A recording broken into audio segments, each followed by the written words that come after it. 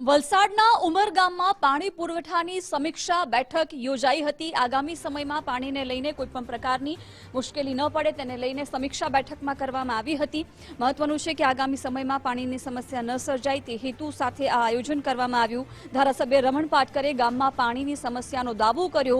છેલ્લા 3 વર્ષથી પાણીની ટાંકી બની છે પરંતુ પાણી ન પહોંચ્યું હોવાનો તેમના દ્વારા દાવો કરવામાં આવ્યો છે। સ્થાનિકોએ પણ બેઠકમાં પાણી પુરવઠા અધિકારીને રજૂઆત કરી હતી કે નવી ટાંકી બની છે છતાં પણ પાણી ન આવ્યું। ત્યારબાદ જર્જરિત થતા તેને તોડી પાડવામાં આવી છે।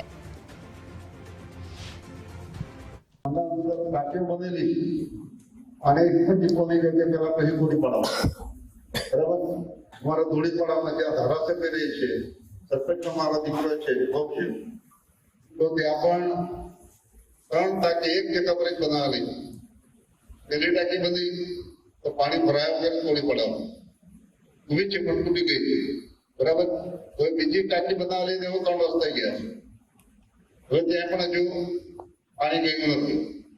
તો આ પણ તમારે ઓબ્ઝર્વ કરવું જોઈએ કે જે મુખ્ય પાઇપલાઇન અત્યારે ટેમ્પિંગમાં ધોળીપડામાંથી આપવાનું છે કે વાલ્વ મુકાયેલો છે।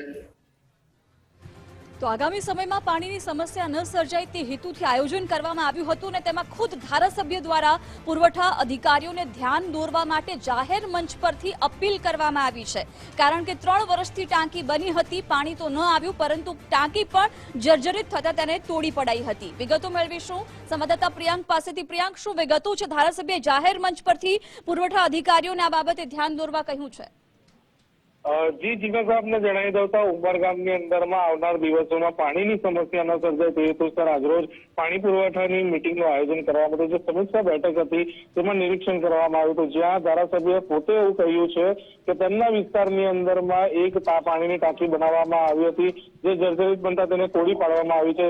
ત્યારબાદ 3 વર્ષ જેટલો સમય વીતી ગયો છે અને નવી ટાંકી બનીને તૈયાર છે, પરંતુ આજ દિન સુધી પાણીની પાઇપલાઇનો ન નખાતા અંદર પાણી હજી સુધી પહોંચ્યું નથી। આગામી દિવસોમાં કઠિન સમય આવશે ત્યારે પાણીની સમસ્યા સર્જાશે, જેને લઈને અધિકારીઓને જાહેર મંચ પરથી તેમના દ્વારા ધ્યાન દોરવા માટે કહેવામાં આવ્યું હતું। જી પ્રિયંકા, આભાર જાણકારી માટે। તો સ્થાનિકોએ આ મામલે અનેક વખત પાણી પુરવઠા અધિકારીઓને રજૂઆત કરી હતી પરંતુ જેમની તેમ સમસ્યા છેલ્લા 3 વર્ષથી જોવા મળી રહી છે।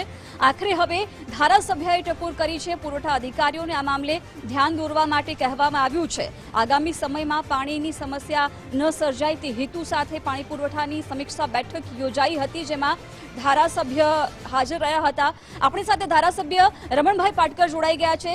રમણભાઈ, ગુજરાત ફર્સ્ટ ન્યૂઝમાં આપનું સ્વાગત છે। શું કહેશો, જે પ્રકારે પાણી પુરવઠાની બેઠક યોજાઈ અને વલસાડના ઉમરગામમાં પાણીની સમસ્યા છે, છેલ્લા 3 વર્ષથી પાણીની સમસ્યાથી ત્યાંની જનતા છે ત્રસ્ત છે? હલો જી રમણભાઈ, એમ તો પાણીની સમસ્યા એટલા માટે ઉભી થઈ છે કે ભૂગર્ભનું દર જે છે એ કમસે કમ 120 ફૂટ નીચે ગયું છે। પાણી પુરવઠા યાંત્રિક વિભાગ દ્વારા જે બોરો કરવામાં આવે છે એ 100 મીટરના કરવામાં આવે છે અને એના કારણે હવે જે જૂના બોરો કરેલા એ નિષ્ફળ થઈ ગયા છે, એટલે એક તો પાણીની તંગી ઉભી થઈ છે। બીજી બાબત એ છે કે અમારા મધ્ય ક્ષેત્રમાં ઉમરગામની અંદર 54 કિલોમીટરનો દરિયા કિનારો છે। એપ્રિલ અને મે મહિનાની અંદર ઊંચી ભરતી આવવાના કારણે, એટલે કે 9 મીટર ભરતી આવવાના કારણે 5 કિલોમીટર સુધીના ગામડાના પાણીઓ ખારા થઈ જાય છે। આ બીજો મુદ્દો છે। બીજો મુદ્દો એ છે કે ઉમરગામ તાલુકામાં કમસે કમ 200 હેક્ટર જેટલી જમીન ડુંગરાળ છે। ડુંગરાળની અંદર ભૂગર્ભના તળ કમસે કમ 300 મીટરને નીચે જવાના કારણે પાણી મળતું નથી હવે, બરાબર? આ થયું છે અને એટલા માટે આજે પાણી પુરવઠાના દક્ષિણ ઝોનના મુખ્ય ઇજનેર પરમાર સાહેબ સાથે કાર્યપાલક ઇજનેરશ્રી, અધિક્ષક ઇજનેરશ્રી અને ટેકનિકલ બધા જ માણસો સાથે મળીને અમે સરપંચોની મિટિંગ કરી હતી અને એમાં આ બધા જ પોઈન્ટો અમે ચર્ચા કર્યા છે અને પાણીની 3 યોજના અમલ કરેલી છે। એક 40 ગામ જૂથ પાણી પુરવઠા યોજના, 27 ગામ જૂથ પાણી પુરવઠા યોજના અને સુધારેલી જૂથ પાણી યોજના, આ 3 અત્યારે અમલીકરણ થઈ છે, પણ થોડા ગામોને થોડી મુશ્કેલી છે। 2-4-15 દિવસની અંદર દૂર કરી નાખીશું. જી રમણભાઈ, આપ અમારી સાથે જોડાયા, આભાર આપનો.